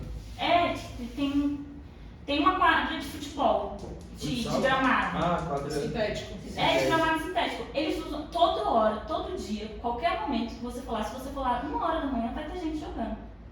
É a única coisa que o Sobradinho 2 tem. Mas então, aí por exemplo, se você consegue identificar esse processo, você já tem um lugar perfeito para fazer um evento. A quadra de sintético. Exato. E também é isso, eu acho que é uma coisa que eu queria muito bater a tecla, todo ato artístico é político. Não tem como a gente desvencilhar isso, assim. A gente mora numa cidade política. Então, Exato. deixa eu perguntar, é porque acho que de manhã, qual foi a aula que vocês tiveram de manhã? De Projetos de pequeno porte. de pequeno porte, eu queria muito participar. Aí tu queria a introdução desse Aí eu queria perguntar pra você se. Porque eu vejo produção cultural, pelo menos das aulas que aconteceu aqui, tipo, como algo muito grande, um eventozão e tal, 100 pessoas e tudo mais. Só que, por exemplo, na minha cabeça, o que eu queria fazer era, tipo, reunir um lugar, 10 crianças, 10 pessoas negras, sei lá, pra eu ensinar um instrumento. E eu poder fazer isso sem verba nenhuma e só na boca a boca com as pessoas e se isso é uma coisa. Não, assim, produção cultural é tudo que você produz em volta da cultura. Ponto. Desde, sei lá, um evento, um final de semana de instrumentização infantil. E aí, sei lá, você vai dar um final de semana de aula para as mesmas 10 crianças para aprender a tocar os instrumentos. O que a gente... Trabalhos voluntários, essas coisas. O que eu acho que a gente tem que começar a focar dá pra fazer de graça? Dá. Qualquer coisa dá pra fazer de graça. Agora, você... Agora você tem que começar a ter a sapiência de que você é uma mulher preta, periférica, que tem conta pra pagar, que tem luxo pra ter, porque dizem que a gente não pode ter luxo, a gente pode ter luxo sim, e que você quer viver de arte. Então a gente aqui tenta achar lugares possíveis pra você fazer o mesmo evento com uma puta estrutura, com uma puta demanda, com um puta sucesso e com dinheiro pra pagar todo mundo. Pra você se pagar. Toda a ideia é vendível e toda a ideia é comprável. Sabe quem diz isso? Silvio Santos. Ele é o maior exemplo do brasileiro bem sucedido. Mas ele é judeu, né? É, Um esquema aí. tem essa particularidade, mas se a gente for no âmago da questão do Silvio Santos, ele começou a vida dele vendendo caneta. Vamos tirar tudo que acontece na vida dele. Hoje ele é o maior empresário, o segundo maior empresário de emissora de TV do Brasil. Ele tinha uma ideia. Outra pessoa que tinha uma ideia, que chegou em algum lugar. Xuxa Meneghel. Anitta também. É, porque eu tô falando da Anitta a semana inteira. Aí você falou assim, Ah, eu falei, e também a Lineker. A Lineker. A melhor show que eu vi. A Lineker era um exemplo Eu e o Nilson. prático. Ela tinha uma ideia. Por Eu isso, tenho ué. uma música. Ela gravou. A história é que ela é minha amiga, né? Então a história basicamente é isso. Ela chegou, falou pro cara, eu quero gravar uma música. O cara falou, tá, 1 hora de estúdio pra você, não vou cobrar nada. Passou 1 minuto, eu vou cobrar. Entrou, fez um vídeo mequetrefe, porque a gente tem de tecnologia de vídeo hoje. É um vídeo dela cantando lindamente, parada, com todo mundo roupa sabe que baixa. vídeo é esse, sabe? É aquele primeiro do... Agora assim, a gente fica. Esse, que ela tá no tapete. Foi a primeira música da carreira dela. E bombom, né? Um vídeo mequetrefe, é ela parada, não tem close, não tem edição, não tem nada. É ela com batom, um turbante, uma saia preta da feira, não desvalorizando a feira, mas é só pra gente entender o rolê. Acabou. Hoje ela tá viajando na Europa, hoje ela tá lotando estádio, foi a primeira transexual em um Grammy Latino. Por quê? Porque alguém, e aí isso é bem sincero, alguém, que a gente nunca vai saber nesses casos quem, tava por trás produzindo ela. Que no caso, por exemplo, da Lineker era ela. Ela se produziu, porque ela teve coragem. Ela chegou assim, olha, eu quero... Olha o meu vídeo deu quantos milhões? Vamos gravar uma música na Sony. E a Sony, não, vai sim. Porque, né, travesti é um outro processo. Mas sempre tem alguém por trás. Essa pessoa por trás é o produtor e a produtora, é a pessoa que produz a galera, sacou? A Anitta, ela é a própria produtora dela agora e chegou aonde ela chegou, mas por trás ela teve alguém pra ajudar ela. Várias pessoas, inclusive. Exato. Então, lá tudo na Netflix. Então assim, a Ludmilla é a Ludmilla hoje, toda plastificada, gatona, gostosa, porque por trás ela era MC Beyoncé. Vamos lá, MC Beyoncé pra ser a Ludmilla hoje. Peguei essa época. Entendeu? Então assim, não tem ideia ruim. O que tem é ideia mal executada e mal investida. O que você consegue fazer de graça, de bom grado, você pode fazer a mesma coisa de bom grado, ganhando o mínimo ou até o meio, mais do que o mínimo. E oferecendo Mas, tipo assim, o mínimo isso... também. Eu oferecendo o mínimo também. É isso que eu ia perguntar, se isso pode ser, por exemplo, eu nunca fiz nada, isso pode ser um pontapé inicial. Mas claro, meu amor, se você quiser fazer, é que nem é isso, a Nayara tá fazendo isso, um festival de várias aulas. Você pode fazer a mesma coisa, um festival de musicalização infantil com várias aulas, só que tendo dinheiro pra dar água pras crianças, pra ter um ventilador para as crianças inspirarem, pra ter um lanchinho, pra ter um transporte, pra ter um monitor pra cuidar das crianças, entendeu? Pra se pagar, pra ter uma estrutura boa. Mas pode ser isso, ó, cada aula permite só 10 crianças, vão ser 5 professores de 5 instrumentos diferentes, entende? É o mesmo projeto. Agora a diferença é que você vai estar recebendo bem, por isso vai estar dando uma qualidade de projeto boa para as pessoas. E tem uma coisa que é muito... tem uma coisa que é muito... É porque assim, eu já tive dessa coisa da produção independente, né? Hoje eu sou aquela... Não vou dizer contra a produção independente, não, porque não é sobre isso. Mas a gente fica produzindo independente, a gente vai atrás do quê? Das coisas, né? Preciso de um palco, preciso de um troço. E aí a gente fica indo atrás das coisas e vai ter que depois arrumar um outro trampo para pagar as contas. Então, se você fica na produção independente, você não tem como se sustentar daquilo. É impossível se sustentar dessa produção independente. Enquanto eu tô falando daquela meu contexto de Distrito Federal, já desisti de ir embora de Brasília, né? Tentei várias vezes, toda vez que eu chego, que eu passo por aquele chão ali, eu fico assim, mano, o que eu tô fazendo, velho? Eu amo essa porra dessa cidade, eu odeio, né? Então, o que eu comecei a pensar lá em 2012, quando eu escrevi meu primeiro projeto, 2012. 12, quando eu escrevi meu primeiro projeto. Eu tenho que pagar minhas contas, mano. E aí também, essa coisa de, porra, você tem um som, você me presta seu som, é um projeto social, aquela coisa que eu falei ontem da causa, né? Como que a causa levanta. Pô, tô com um projeto social, te vendo uma ideia de boa maneira, que nem a Luciana fez aqui embaixo pra conseguir esse bolo, né? Estamos dando bolsa e tal, lá, e aí você consegue aquela pessoa, e tu me prestou meu som, o seu som. E aí eu vou te pedir de novo, velho. E aí eu vou te pedir de novo, sacou? Então eu comecei a querer investir o meu tempo, em vez de ficar nesse gasto de energia absurda, movimentando outras pessoas gratuitamente, porque um dia você vai olhar pra mim e falar assim, não, porra, eu tenho aquilo aqui, eu pago, eu não posso emprestar. Eu tive uma experiência na Ceilândia, eu fiz 2 eventos na Ceilândia sem nada, gente, sério, sem nada mesmo. Só que eu fiz, né, como ele falou, as meninas que iam expor, iam suprir a si mesmas. Aí eu falei, gente, eu preciso pelo menos de R$20 de vocês, pra gente conseguir a água de vocês pelo menos no almoço. No primeiro foi incrível, deu tudo certo, mas no dia seguinte eu só tinha o dinheiro das minhas pecinhas que eu tinha vendido. É isso. E eu tive que lidar com isso, com todo o trabalho de arrumar minha casa, que eu fiz na minha casa.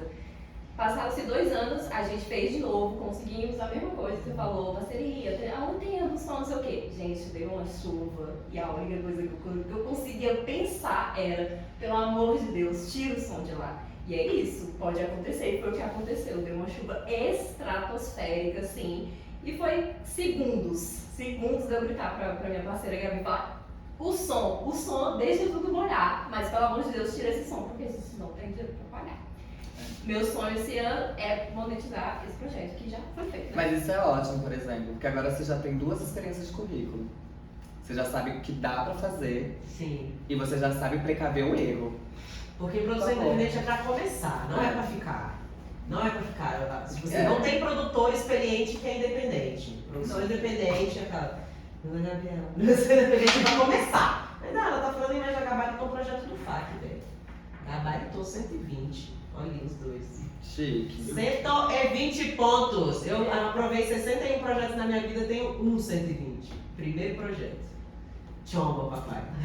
Gente, eu conheci gente que ficou na produção independente nesse negócio assim, que eu também tento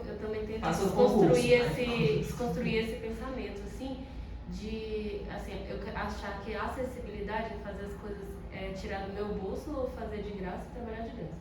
Porque é para ir para ser acessibilidade para pessoas do mesmo nível social que eu. É isso. E também que eu não pensava grande de jeito nenhum, porque, tipo assim, não tinha ninguém da família rico. Ninguém, se eu olhar pra trás. Aí eu conheci pessoas, e essas pessoas que ficam nesse jeito, fica esgotado. E aí fica sem paixão pelas coisas. Porque ela vai ter que arrumar outro trampo pra pagar as contas. E aí todo mundo começa a cobrar essa pessoa que faz de graça. E fala que ela tá pegando dinheiro por fora, que ela tá pegando coisas. As pessoas acusam e cobra de você. Por que você não fez nada no Natal? Porque ela tá acostumada a dar. E aí, na sustentabilidade, tem a parte da sustentabilidade econômica. E aí, esses dias eu vi um produtor que falou assim, ele é produtor, ele trabalha com social. Ele fala que a profissão dele é fazer projetos sociais. Então, ele fala que o projeto melhor é o PPP, projeto que paga... Não, PPB, projeto que paga boleto. Se não paga, aí ele joga pro ano que vem. Ai, que ideia boa, mas não vai pagar boleto, esse vem. Eu acho que também tem um lugar muito de equilíbrio, assim, do mesmo ponto que eu falo que eu faço orçamento de escrita de projeto, dependendo da realidade, eu acho que também tem esse lugar de, tipo assim, até que ponto eu consigo ajudar. E fazer de graça até no sentido de, tipo assim, porque eu acredito que a gente só consegue evoluir artisticamente, culturalmente, como uma comunidade, quando todo mundo se abraça entendendo as necessidades individuais e coletivas. Então, assim, se eu sei que uma pessoa quer criar currículo e ela não tem nenhuma experiência, eu vou colocar ela comigo, pra ela começar a ter experiência e criar as pernas sozinha, assim. Às vezes, eu vou colocar ela pra trabalhar de graça, pra ela entender o que é trabalhar de graça. Às vezes eu vou colocar ela pra receber, pra ela entender o que é receber e ela ter noção das duas coisas, assim. Eu, às vezes, trabalho de graça, às vezes não, depende da minha realidade. Me ligaram, eu tava no Rio, me ligaram falando assim, a gente tem um bloco de carnaval, a gente queria que você fosse mestre de cerimônia. Eu falei, quanto que eu vou receber? Amor e carinho. Aí eu falei, então, amor e carinho não tá pagando minhas contas hoje. Já pagou. Quando eu tinha dinheiro.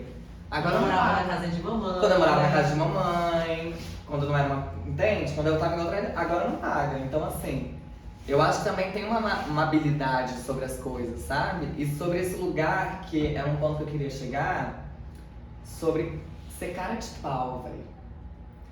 É ser cara de pau. Eu acho que eu só consegui muitas coisas muito importantes que eu tenho hoje, porque eu fui muito cara de pau. Muito mesmo, assim. O meu maior exemplo agora, que eu tinha até compartilhar com a Nayara, já que compartilho agora, eu fui pro Rio para participar de uma residência de dança. Não tava recebendo nada, foi tudo do meu bolso, tô com dívida, blá blá blá blá blá blá. Mas eu falei, velho, eu vou e eu vou fazer valer a pena. Eu fui tão cara de pau, mas tão cara de pau em vários níveis, que eu fiz o diretor me amar. E ele me chamou para ir para Portugal agora, em abril para maio, fazer um outro projeto com ele, com tudo pago. Foda. E aí quando eu digo cara de pau, não é cara de pau de tipo ser sanguessuga, mas é cara de pau de tipo assim, velho, tá, esse barzinho vai me fazer valer a pena? Talvez sim. Talvez gastar, não R$300, mas talvez gastar 2 cervejas e conversar, trocar uma ideia e dar uma alugada, alugar mesmo, sabe? Sugar. Talvez te ajude. Talvez você consiga ir pra Portugal com tudo pago. Entende? Sobre esses lugares. É investimento, né? Isso é investimento. É um investimento, assim. Então, o que eu falo, velho, é tipo, é chegar nesses lugares, assim. Tem a Elisa Lucinda. Eu queria muito que a Elisa Lucinda fizesse uma palestra. Aí peguei e falei, oi Elisa, mandei no Instagram, faz uma palestra pra mim, eu vou te explicar tudo. Ela fez. Eu consegui o contato agora da Anitta, né? Porque eu quero entrevistar ela pro meu mestrado. Conseguiu? Consegui. Aí essa semana eu vou ter reunião com ela online pra decidir esses lugares da entrevista, ver a agenda dela. Mas na cara de pau, de tipo assim, colocar no Instagram, gente, preciso falar com a Anitta, alguém tem contato dela. Do nada, um cara lá de São Paulo falou, véi, eu tenho. E eu já falei com ela achou muito massa, mas é assim, assado que funciona. Eu, beleza. Sabe, é nesse lugar, tipo assim, a oportunidade aparece quando você faz ela aparecer, sacou? E aí é isso, você já tem uma ideia que pode ser, velho, excelente. Agora você só tem que pensar, o que eu posso fazer de graça, que qualquer um poderia fazer, como que eu faço render? Render pra mim e render pra quem vai participar do meu evento. Eu acho que todo mundo entende quando é muito frustrante você pagar o ingresso. Esse imaginário vai ficar na cabeça de todo mundo. Você paga um ingresso caro pra um evento foda e ele é podre. O banheiro é podre, o atendimento é podre, a fila é enorme. Brasília. Você quer morrer, entendeu? Você quer seu dinheiro de volta. Às vezes porque eles não pensaram nisso. Eles pensaram só no dinheiro e não pensaram como que eu posso usar o dinheiro também para dar conforto para quem vai ser meu cliente, para querer voltar. Isso faz parte da gestão, como produção mesmo. Eu quero que as pessoas voltem pro meu espetáculo. Corrupção pra mim. Pra mim isso chama corrupção. Você recebeu e não fez. Mas é isso, tipo, é além de fazer bem, é fazer dando o desejo das pessoas quererem voltar.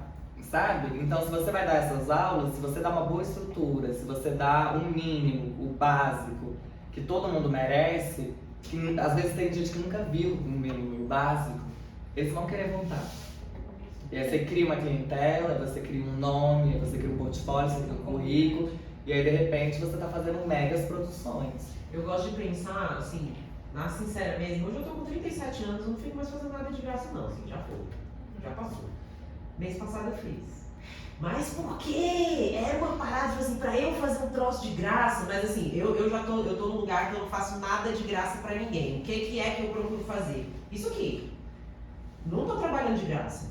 Alguém pagou pra vocês poderem ser bolsistas. Hoje o meu plano é tipo, alguém, sabe, branquinho tem que pagar pra neguinho fazer, sabe, tá junto. Então alguém tem que pagar o rolê. E aí, beleza, eu também não trabalho mais para outros artistas, cansei dessa porra, não trabalho mais para os outros. Como que eu quero fazer? O que a Xandinha falou no início da aula foi, enfim, perfeito. Você é contratado, você está a serviço. E aí você está a serviço da agenda de alguém, das vontades de alguém, do desejo de alguém. E hoje em dia eu só estou a serviço dos meus próprios desejos, das minhas próprias vontades, mesmo da Luciana, que é minha sócia.